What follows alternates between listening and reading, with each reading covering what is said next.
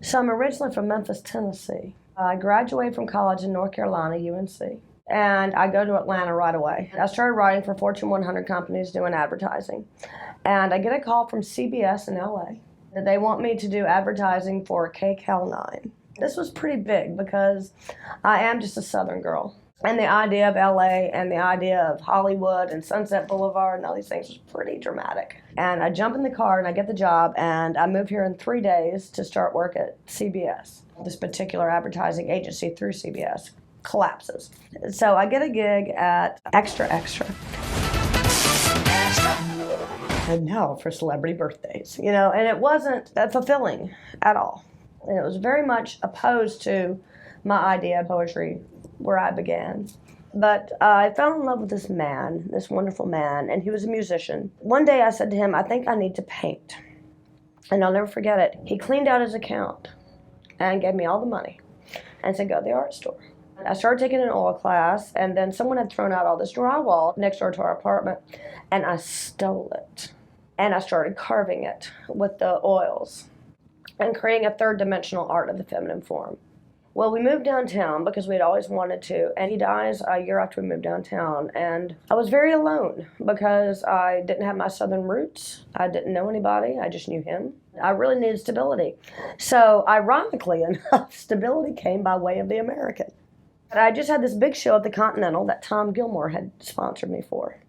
And I meet Jericho Walken, who packed up all my stuff. He said, we're moving you to the American. This is where you need to be. This is the art district, and they're going to nurture you, and they're going to support you. That's going to be for poetry and painting and everything that you are.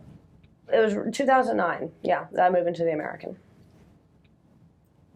Now, I used to do murals in all these rooms, frescoes. I would just travel with my paint kit and paint somebody's walls. And this one in particular, I painted all the walls in 307. It used to be a lot of fun. You'd have musicians to the right of you and writers to the left, and we'd all collaborate.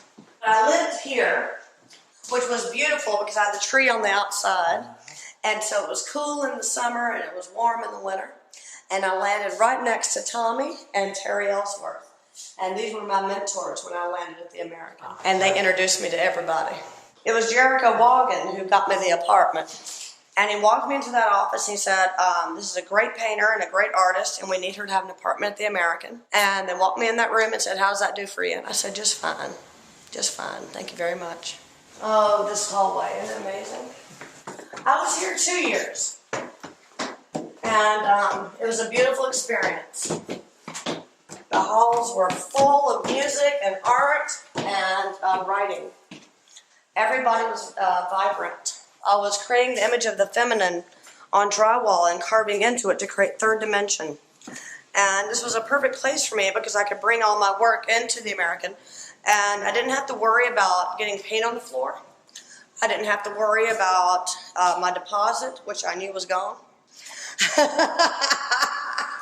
I could just paint. And I could be a part of the community, and it was a wonderful experience. I wouldn't change it for anything. Terry Ellsworth, he was so dapper. He communicated to me right away that this was a community and I was safe. You lose someone you've been with for 7 years, you're far away from home, and you're experimenting with art. So everything's precarious feeling. I felt close to Terry, but I'm not sure if it was instinct or out of need. Immediately, we became dear friends. And Terry is a great mentor. He knows how to be a human being, and he knows how to let you be a human being. And slowly but surely, I really started communicating with the district. And I meet Emmerich Conrad. I meet Lily Mueller. I met Rick Robinson. Faye and Emmerich Conrad both really embraced me and are communicating to me about painting and about recovery for myself. Not immediately did I feel secure, but soon. My feet weren't quite my own, but then I kind of developed new feet, like a different animal's feet, that I was very comfortable walking in. And I think it was because of the people who were surrounding me. It was the writers, the painters, the musicians, the wackadoos, the whatnots, every walk of life. You had people cooking things that didn't smell right. People smoking things that smelled good. I have Tommy Minkler living next door who loves to play his guitar. And he's got bassists coming over to play, and he's got saxophone players coming over to play. And what I loved to do was paint while they played. It was my favorite thing in the world. Now, I also had somewhat of an interior decorator above me. It must have been an interior decorator because he moved furniture from one place to another and back to the original location for days at a time. I remember meeting John the actor, too, who introduced himself as John the actor. And I was so excited about that. All of his Shakespearean understanding and talking to him about Shakespeare, who was important to me.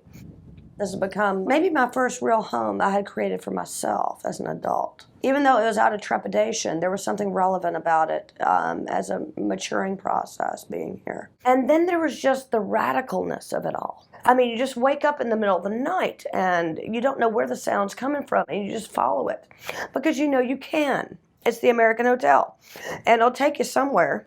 I would just gather all my paints and follow the sound. And I'd knock on a door and say, I just think I should paint on your wall. And we'd just do that for days. You pass out on the floor, you wake up, you start working again. And then the composer next door has started a whole new piece. And the writer's chanting something down the hall. And you know it's a mess, but it's going to become something fantastic.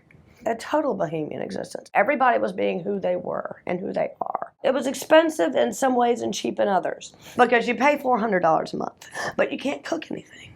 So you're eating in the neighborhood, which is not really for people who are artists here. It's for people who come to see the artists here. There's one thing to party and have fun because you're reckless, right-brained, and creating, and there's a difference between that and crystal meth. There's a difference between teetering on the wild side a bit and just totally letting go of life. And that started to take place. People going through the trash in the middle of the night looking like zombies. I also felt that I had fulfilled what I had to fulfill here. And I remember Faye and Emmerich and Lily, and they all had a party for me. You graduated from the American, which I think kind of is a goal. That you come here and you experience, and then you kind of go out. And it's still a part of your life, but you're somewhere else. I went to 7th and Valencia. It's a very beautiful Latino-American neighborhood. I didn't really enjoy it that much, though. I kind of felt far away from home. I wasn't creating when I lived in that neighborhood. And so I meet Lee Beck. And he lived in Silver Lake, and he kind of fosters artists and gets them motivated. So then I moved to Silver Lake.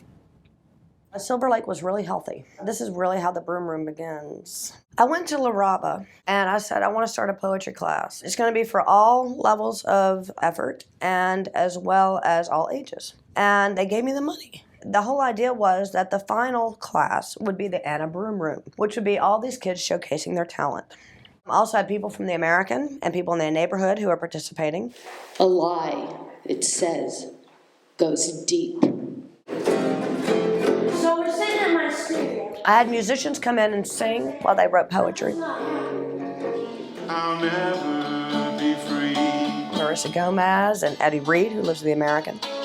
When my lips... The main focus is as many art forms as possible. I have a live painter. Jason Pippin was a live painter for the last Anna Broome Room. He sold his painting that night. But then we also have dancers, theatrics. So we include as many of the arts as possible, so it's a truly diverse show. What's amazing about this neighborhood is that I'm not paying people and I'm not being paid. It's about the work and it's about being a part of the neighborhood and getting people excited about it and keeping its essence real and strong and stronger even. Lightning Woodcock brings his son, and what a great job he's done raising that boy. My goodness, he is such a talent and such a strong person. So you see that this is a nurturing environment for the children who are coming, for the adults who are still maturing themselves, and that we're all in it together. Was a club called Al's Bar. Al's Bar. You know, I just had my first Al's Bar experience just a few weeks ago because thank God Lightning Woodcock put a beautiful show together. And Terry Ellsworth comes up to me and says, now this is the way it was every night. And I said, well, hellfire. What a great experience that must have been. And where is that now? And how are we going to recreate it? How are we going to be the new people who come in and give that to the community and to ourselves? You can't let that die. And I think that's what Art Share is about. and the Anna Broome Room, which also includes a mentor program bringing in the new kids, teaming up with the old school kids and creating a set. That's important to me. Do you want to know about Mr. X? It's pretty amazing to me that this man escapes the CIA and he moves into the American as a way of hiding. I guess we're all incognito here to a degree, but someone hiding from the CIA probably isn't as much as he would like.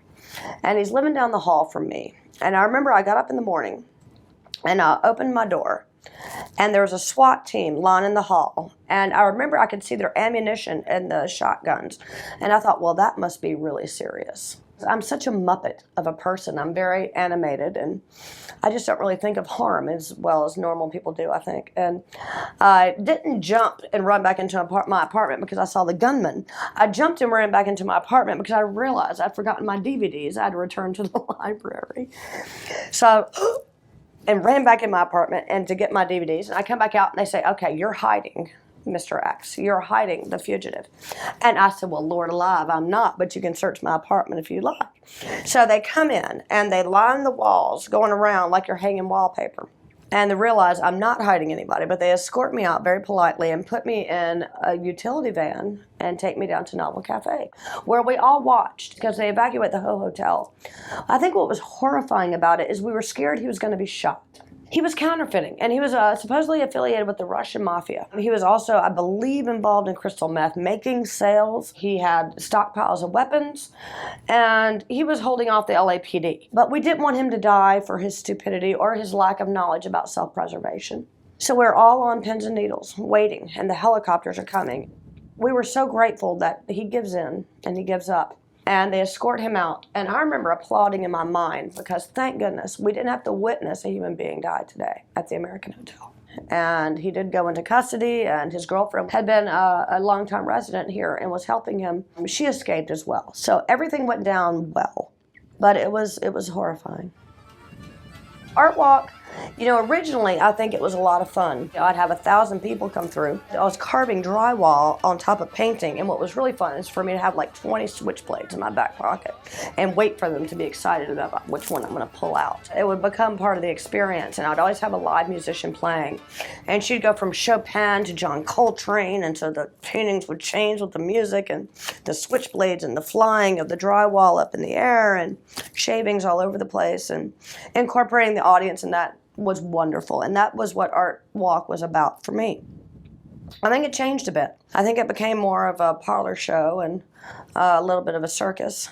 But it has its merit too. I go to Emmerich and Lightning Woodcock's performances, and that's so exciting.